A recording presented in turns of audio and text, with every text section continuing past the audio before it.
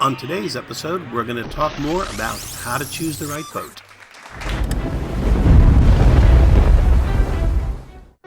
But first, I'd like to give credit to Jeff Halpern, who gave me this great information. Ask yourself these questions. How will I use this boat? Where will I sail her? How experienced am I?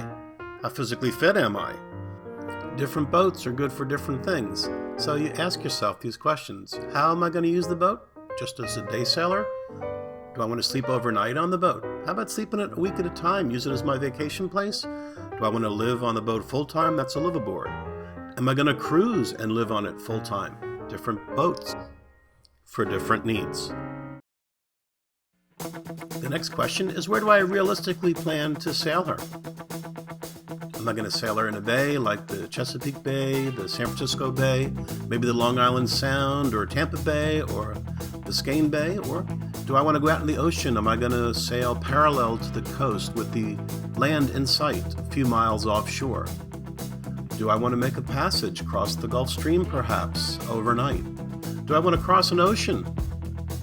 The answer to these questions will determine the best boat suited for your purposes. And it's important to get the right boat so you have the right tools for the job.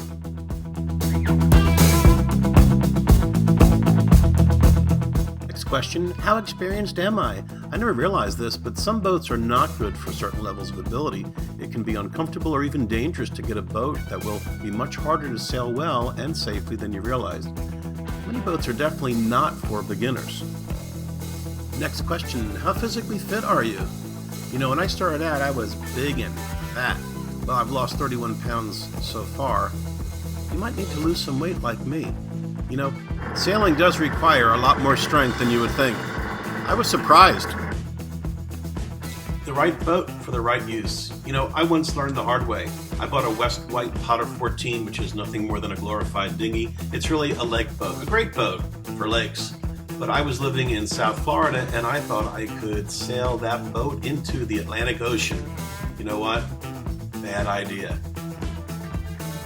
So buy a boat that matches your skill level as well as where you think you're probably going to be sailing it. That would be a great idea, because then the boat's going to be matched to your conditions and you'll have a much better experience.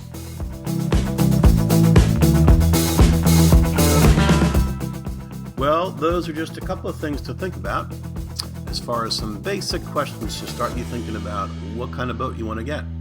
For those of you that are new to our channel, check out the links for more information on what to look for in buying your first or second sailboat. Thanks for listening, and you have a great day.